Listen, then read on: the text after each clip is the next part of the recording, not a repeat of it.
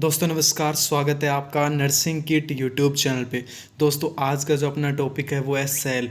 इस वीडियो के अंदर अपन जानेंगे सेल है उसकी डेफिनेशन क्या होती है, सेल की स्ट्रक्चर क्या होती है, इसके अलावा सेल मेम्ब्रेन के बारे में कंप्लीट डिटेल अपन पढ़ने वाले हैं। और दोस्तों एनाटॉमी और फिजियोलॉजी के अंदर सेल है, अगर आपने सेल आपको याद है तो आप इजीली नेक्स्ट यूनिट उनको पढ़ सकते हो। धमाकेदार क्लास को शुरुआत करते हैं मोटिवेशनल लाइन के साथ। और आज की जो मोटिवेशनल लाइन है दोस्तों वो है, अगर जीवन में सफलता ही प्राप्त करनी है तो दोस्तों मेहनत पर विश्वास कीजिए, अपनी किस्मत की आजमाइश तो जुए में होती है। चलिए दोस्तों बढ़ते हैं next. Cell the smallest functional and structural unit of the human body. Cell की जो डेफिनेशन है, सेल की डेफिनेशन मात्र एक लाइन में आपको लिखनी है कि सेल क्या है। सेल स्मॉलेस्ट फंक्शनल और स्ट्रक्चरल यूनिट है, किसकी? एक ह्यूमन बॉडी की स्ट्रक्चरल और फंक्शनल यूनिट होती है। चलिए सेल है उसकी खोज है, इस वर्ड की जो खोज की थी किसने की थी? सबसे पहले रॉबर्ट हुक ने की थी 1665 के अंदर। 1665 के अंदर रॉबर्ट हुक ने सेल है उस जो टर्म है इसकी खोज की थी। सबसे छोटी जो सेल होती है वो होती है 6 माइक्रोमीटर की, और कौन सी होती है? रेस्टिंग लिम्फोसाइट की। और दोस्तों बात करते हैं सबसे बड़ी सेल की, लार्जेस्ट सेल की, वो है 80 माइक्रोमीटर की। मेच्योर जो ओवम होता है वो लार्जेस्ट सेल होता है। चलिए अब अगर सेल की स्टडी करते हैं किसी भी बुक के अंदर, या फिर एक सेल होती है उसकी स्टडी करते हैं, तो उस टर्म को क्या बोलेंगे? साइटोलॉजी बोलेंगे। यहाँ पे दो तीन चीज़ें बताई हैं। सेल की डेफिनेशन है smallest functional and structural unit of the human body. इसके अलावा सबसे पहले सेल जो शब्द है उसका प्रयोग किसने किया था, और सेल की अगर स्टडी करते हैं तो उस चीज़ को क्या बोलते हैं? साइटोलॉजी बोलते हैं। चलिए नेक्स्ट बात करते हैं स्ट्रक्चर ऑफ द सेल। मतलब सेल है वो किन चीज़ों से मिलकर बनी हुई होती है? तो सेल होती है वो तीन चीज़ों से मिलकर बनी होती है, cell membrane, cytoplasm and organelles और न्यूक्लियस। देखिए यहाँ पे एक ऊपर लाइन और लिख रखी है, ए यूकैरियोटिक सेल। यूकैरियोटिक का मतलब है ह्यूमन बॉडी के अंदर जो सेल होती है उसको बोलते हैं यूकैरियोट्स। तो देखिए यूकैरियोटिक सेल है वो तीन चीज़ों से मिलकर बता दिए। सेल मेम्ब्रेन के अंदर क्या आएगा? सेल मेम्ब्रेन के अंदर बहुत सारे बड़े बड़े मॉलिक्यूल होंगे, जैसे कि प्रोटीन होगा और आयरन होगा, मेटाबोलाइट्स होंगे, वो सारे जुड़ करके एक तरीके की सीट बनाएंगे, सेल मेम्ब्रेन बनाएंगे। उसके अंदर क्या होगा? एक साइटोप्लाज्म होगा, फ्लूइड होगा, और उसमें अलग अलग ऑर्गन इंक्लूड होंगे। और बात करते हैं इनके भी अंदर अगर डीप में जाएंगे तो वहाँ पे क्या होगा? सेल का केंद्रक होगा जिसको न्यूक्लियस बोलते हैं। तो तीन सबसे महत्वपूर्ण चीज़ें, इनसे क्या होता है? सेल का फॉर्मेशन होता है। अब नेक्स्ट अपन पहला जो पढ़ते हैं वो है सेल मेम्ब्रेन। देखिए सेल मेम्ब्रेन क्या होता है? ए protective sheath cover the body. मतलब कि एक ऐसे सुरक्षात्मक होता है, प्रोटेक्शन देता है सेल को, और पूरी सेल को क्या करता है? कवर करके रखता है, उसको ढक करके रखता है, ताकि उसके अंदर से कोई भी ऑर्गन है उनको डैमेज नहीं हो। नेक्स्ट इट सेपरेट, ये है किन किन चीज़ों को अलग करता है? Fluid outside the cell. अब देखिए सेल होता है उसके बाहर की साइड का जो फ्लूइड होता है उसको बोलते हैं एक्स्ट्रा सेलुलर फ्लूइड। और दोस्तों जो सेल होती है उसके अंदर जो फ्लूइड होता है उसको करता है, तो इसको क्या बोलेंगे? ICF, मतलब इंट्रा सेलुलर फ्लूइड। सेल है वो, सेल के अगर बाहर फ्लूइड है तो बोलेंगे ECF, और सेल के अंदर फ्लूइड तो बोलेंगे ICF। नेक्स्ट है सेमी परमिएबल मेम्ब्रेन। मतलब जो सेल मेम्ब्रेन होती है सेमी परमिएबल, मतलब इसके अंदर से क्या होता है? कुछ जो सब्सटेंस होते हैं वो ECF से ICF के अंदर चले जाते हैं और कुछ नहीं जाते। सेमी मतलब आधा, मतलब आधे जो कंपोनेंट होते हैं वो जा सकते हैं और आधे नहीं जा सकते। नेक्स्ट है allow free exchange of substance. मतलब बिल्कुल फ्री होता है, जो सब्सटेंस होते हैं उनका एक्सचेंज बिल्कुल फ्री होता है। चलिए नेक्स्ट कंपोजिशन, मतलब कि जो सेल मेम्ब्रेन होती है वो किन चीज़ों से मिलकर बनी होती है, क्या क्या संगठक होते हैं जिनसे सेल मेम्ब्रेन का फॉर्मेशन होता है। देखिए तीन चीज़ें होती हैं, प्रोटीन, लिपिड और कार्बोहाइड्रेट। प्रोटीन होता है दोस्तों वो 55% होता है, 55% होता है। लिपिड है वो 40% होता है, और जो कार्बोहाइड्रेट है वो 5% होता है। इन तीन कंपोनेंट से मिलकर के सेल मेम्ब्रेन का निर्माण होता है। यहाँ पे अपन ने क्या क्या पढ़ लिया है? सबसे पहले सेल मेम्ब्रेन का इंट्रोडक्शन पढ़ लिया, एक तरीके की प्रोटेक्टिव सीथ है। इसके अलावा ये सेपरेट करती है फ्लूइड को ECF और ICF में, और एक सेमी परमेबल मेम्ब्रेन का काम करती है, और इसके अलावा जो सब्सटेंस होते हैं उनका फ्री एक्सचेंज के लिए अलाउ करती है। कंपोजिशन की बात कर ले कि तीन चीज़ों से मिलकर बनी होती है, प्रोटीन, लिपिड और कार्बोहाइड्रेट। नेक्स्ट बात करते हैं स्ट्रक्चर की, मतलब इसकी संरचना कैसी होती है सेल मेम्ब्रेन की। देखिए 7.5 नैनोमीटर इतनी थिक होती है इसकी, ये साइज़ होती है 7.5 नैनोमीटर। नेक्स्ट है इसके अंदर क्या होता है, सेल मेम्ब्रेन किन किन चीज़ों से मिलकर बनी होती है, लिपिड से, प्रोटीन से और कार्बोहाइड्रेट से। 3 कंपोनेंट बता दिया मैंने। लिपिड कितना होता है, 40% होता है, प्रोटीन है 55% और कार्बोहाइड्रेट होता है 5% होता है। नेक्स्ट, अब जो लिपिड होता है सेल मेम्ब्रेन के अंदर वो क्या काम करता है। देखिए सेल मेम्ब्रेन के अंदर जो लिपिड होता है वो 2 प्रकार का होता है, फोस्फोलिपिड और कोलेस्ट्रॉल। देखिए फोस्फोलिपिड की अपन बात करते हैं तो फोस्फोलिपिड है 2 चीज़ों से मिलकर बना होता है, फोस्फोरस और फैटी एसिड। इसके अलावा फोस्फोलिपिड की मैंने एक स्ट्रक्चर बनाई है, यहाँ पे देख सकते हो। इसके 2 सिरे हैं, हाइड्रोफिलिक एंड और हाइड्रोफोबिक एंड। देखिए हाइड्रोफिलिक का मतलब क्या होता है कि ये जो सिरा होता है ऊपर वाला सिरा वाटर के अंदर सोल्यूबल है, वाटर के अंदर घुल जाता है। नीचे दे रखा है जो फैटी एसिड से मिलकर बना हुआ होता है वो होता है हाइड्रोफोबिक, मतलब कि ये जो सिरा है वाटर सोल्यूबल नहीं होता है। तो हाइड्रोफिलिक है वो वाटर सोल्यूबल है और हाइड्रोफोबिक है वो वाटर सोल्यूबल नहीं है। यहाँ पे आपको स्ट्रक्चर से क्लियर हो गया कि फोस्फोलिपिड कैसा होता है, फोस्फोरस और फैटी एसिड से मिलकर बना होता है। दूसरी जो बात है वो है कोलेस्ट्रॉल।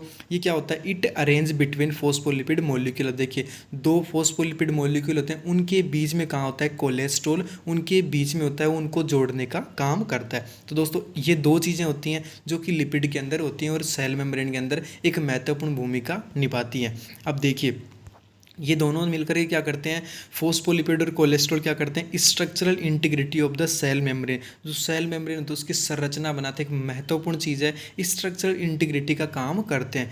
नेक्स्ट अब देखते हैं प्रोटीन इन सेल मेम्ब्रेन। 3 चीज़ें हैं, फैट है, लिपिड है, प्रोटीन और कार्बोहाइड्रेट। तो लिपिड अपन ने पढ़ लिया, लिपिड क्या काम करता है। अब देखते हैं प्रोटीन सेल मेम्ब्रेन के अंदर क्या काम करती है, किस प्रकार सहायक होती है। देखिए प्रोटीन होती है इलेक्ट्रॉन डेंस लेयर होती है, मतलब एक इलेक्ट्रॉन इसके अंदर इंक्लूड होते हैं, इसको क्या बोलते हैं, इलेक्ट्रॉन डेंस लेयर भी कहा जाता है। Next, situated either side of central lipid layer, बीच में लिपिड की लेयर होती है और दोस्तों दोनों तरफ क्या होता है, प्रोटीन होता है, प्रोटीन की लेयर बन जाती है। Next, protein substance. अब देखिए सेल मेम्ब्रेन के अंदर जो प्रोटीन का सबस्टांस पाया जाएगा तो उसको क्या बोलेंगे, ग्लाइकोप्रोटीन भी कहा जाता है। अब इसके अंदर 2 प्रकार की प्रोटीन होते हैं दोस्तों, इंटीग्रल प्रोटीन और पेरिफेरल प्रोटीन। अब बात करते हैं इंटीग्रल प्रोटीन की। तो इंटीग्रल प्रोटीन होती है वो ट्रांस मेम्ब्रेन होती है, मतलब इसके अंदर से आर पार जो कंपोनेंट होते हैं, कंटेंट होता है वो आ जा सकता है। और ये जो क्या होता है, जो सेल मेम्ब्रेन के साथ कैसे जुड़ी होती है, टाइटली, मतलब बहुत ही कठोरता से जुड़ी हुई होती है।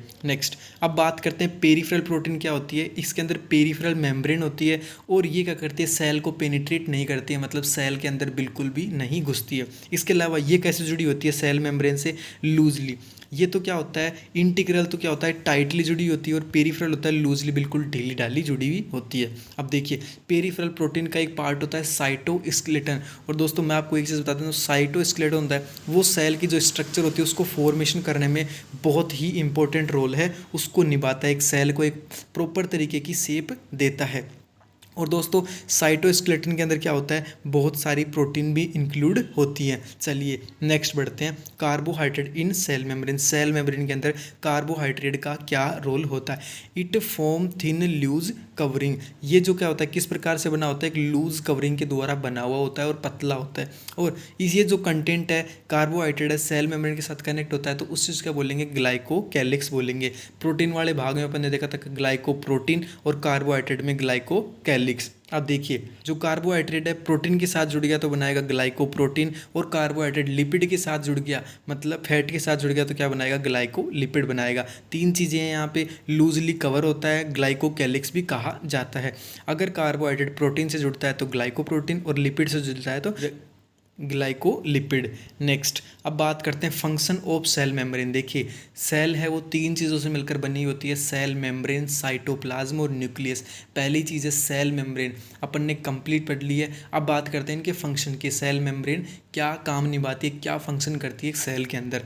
देखिए मैंने एक डायग्राम बनाया था आपको सिंपल समझाने के लिए, तो यहाँ पे देखिए इसके 6 पॉइंट दे रखे हैं। पहला पॉइंट है क्या नाम, maintain shape and size of the cell. Cell membrane क्या करती है, जो क्या होता है एक सेल को प्रॉपर शेप देती है और साइज देती है, मतलब प्रॉपर आकार बनाती है उसका।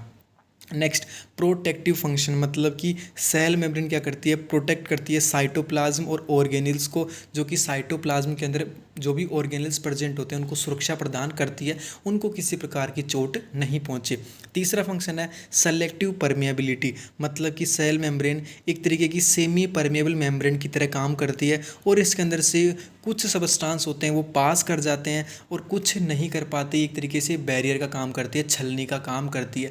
जो चीज़ की ज़रूरत होगी वो तो चला जाता है और जो चीज़ ज़रूरत नहीं होती है वो अटक जाता है। नेक्स्ट एब्जॉर्प्टिव फंक्शन, देखिए एब्जॉर्प्शन समझ गए कि जो न्यूट्रिएंट्स होते हैं सेल मेम्ब्रेन के अंदर जिनकी ज़रूरत पड़ती है तो सेल मेम्ब्रेन क्या करती है, उनको एब्जॉर्ब कर लेती है, उनको सोख लेती है। 4 फंक्शन की बात कर ली है। नेक्स्ट है एक्सक्रीटरी फंक्शन। एक्सक्रीटरी का मतलब होता है जो मेटाबोलिट्स होते हैं, जो वेस्ट प्रोडक्ट बच जाता है सेल का, उसको क्या करते हैं सेल मेम्ब्रेन के द्वारा बाहर निकाल दिया जाता है। तो एक्सक्रीटरी फंक्शन भी सेल मेम्ब्रेन का होता है।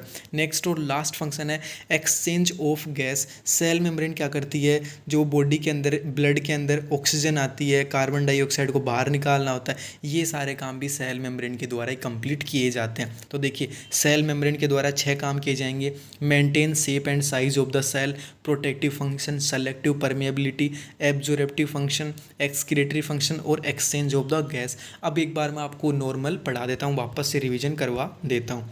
देखिए यहाँ पे देखिए अपन ने सबसे पहले पढ़ा सेल की डेफिनेशन। सेल के एक तरीके की फंक्शनल और स्ट्रक्चरल यूनिट है ह्यूमन बॉडी की।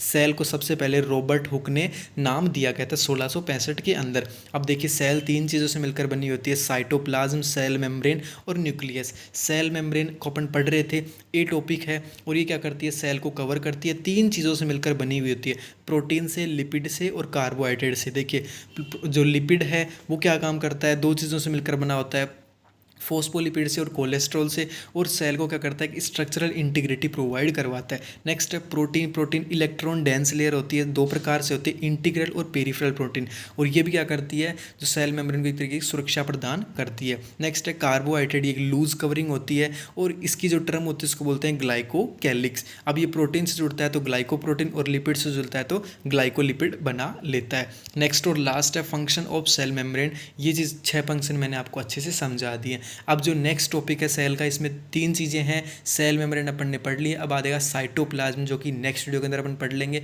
तब तक के दोस्तों आप जुड़े रहिए। अगर आपको एनाटॉमी और फिजियोलॉजी से जुड़ी हुई और भी क्लासेस चाहिए तो आप हमें यूट्यूब के ऊपर फॉलो कर सकते हैं। तो दोस्तों मिलते हैं आपसे नेक्स्ट वीडियो के अंदर, तब तक के लिए बाय, थैंक यू।